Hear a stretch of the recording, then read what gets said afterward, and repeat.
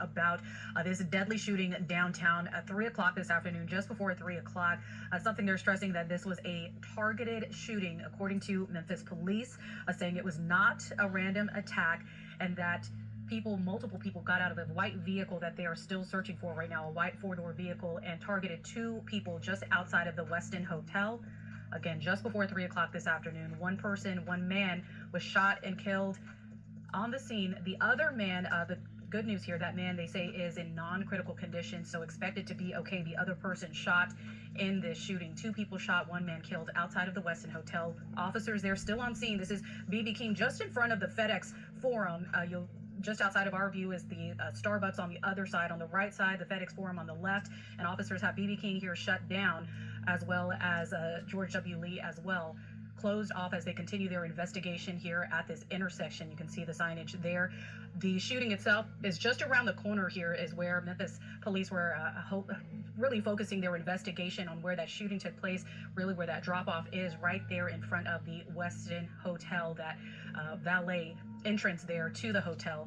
What we're learning right now in just the past couple minutes is that Memphis police say this was a targeted shooting. Multiple people got out of a white vehicle and targeted two men who were outside of that hotel and then took off right now.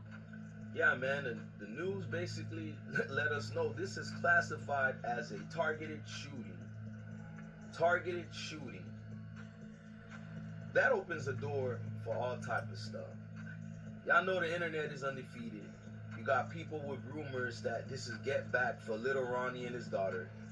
You know, what does situations in Texas has, not just Texas, but Dallas, Texas, has to do with Houston, has to do with Memphis. I don't know. Do your homework. I don't know. But I will say this, man. I dropped a video again earlier on the situation, and I let the raw footage play out. No censoring, nothing.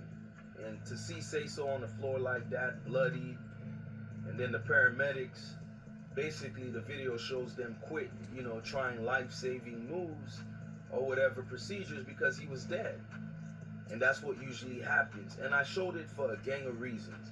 Number one, I didn't monetize my video on that. Y'all could check that video out. I deal with youth advocacy, and I see this all the time, really with a lot of the youngsters, just bodies on the ground, yo.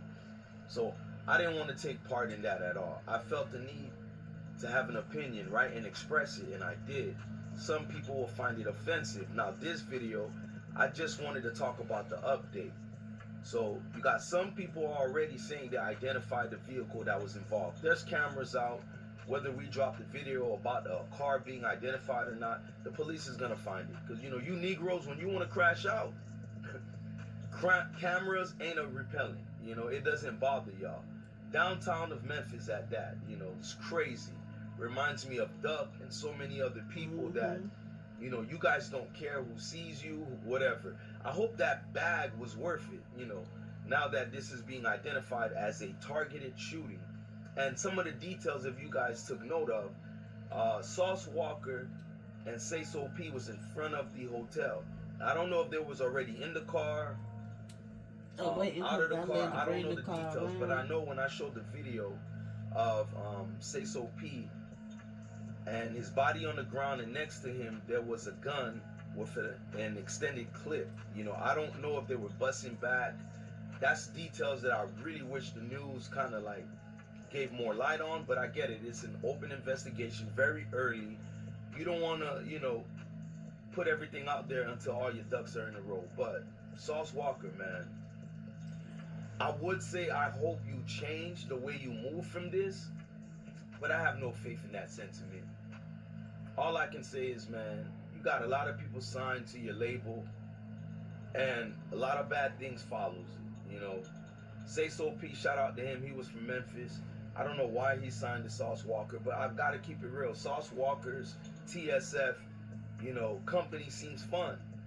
The guys are always bragging about jewelry, damn near showing it every day, everywhere they go. You shouldn't get targeted or hurt over being flamboyant or jewelry, right? I understand that. I work for hard for everything that I have and that I give my children and my family, but it's a way you move. It's a way you move. He's too braggadocious, too loud. You're out of town, and that's the time to lay low. Then on the flip side of things, I personally don't know the beef Sayso had, Sayso P that is, in Memphis. He left Memphis, moved to Texas, clicked up with Sauce and them boys. I don't know if he came back to some unfinished business, you know, because that's also a rumor floating around.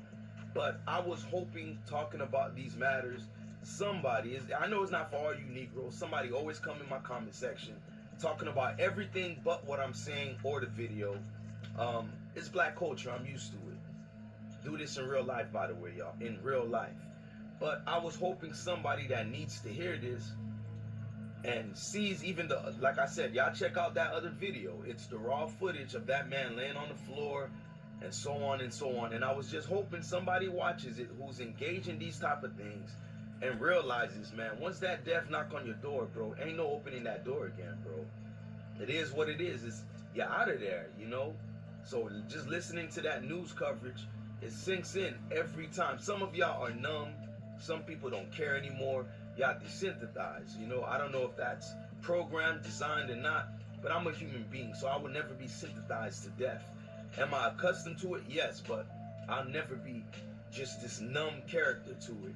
You know, sometimes it happens, but the heart, for those of you that are fully human and do worry about this shit coming across your lane, right?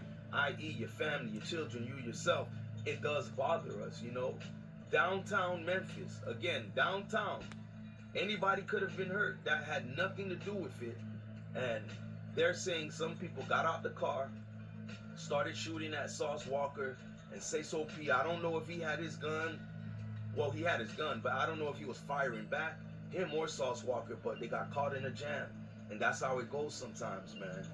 This is not normal. That's what I do know. This is not normal. Some of you YouTubers, stop normalizing this like it's another day in the park.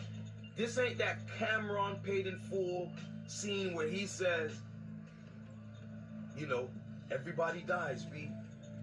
A nigga dies every day, B. All that bullshit. This is real life. Yes, someone dies every day, but the way we go out, it shouldn't have to be that way is all I'm saying. That shouldn't be a normal thing. And I'm looking across YouTube, it's normal. So yeah, I didn't monetize any of these videos. Well, specifically the last video that I had on Sayso P because it shows the raw footage of the murder scene. And I thought that was kind of like graphic, where I don't need $1 from that. But I showed the entire thing because I do hope the young people watch that.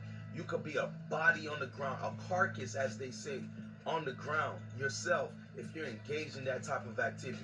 Now that we know it is classified as a targeted shooting, that's beef, that's smoke, that's that energy all them boys were engaged in. How you slice it in terms of why and who and all that, I'll leave it to y'all YouTube detectives and the actual police detectives. But for me, it's an age-old thing that doesn't have to be normalized. Like, it's sad, y'all. It's really sad. Watching that man, I just kind of got used to his music, and just like that, that boy's up out of there. I'm just asking y'all, man, don't be a statistic. I've been hearing this shit since the 90s. I'm older now with 6 kids, and it's the same narrative. But some of y'all really think there's no such thing as black on black crime, right?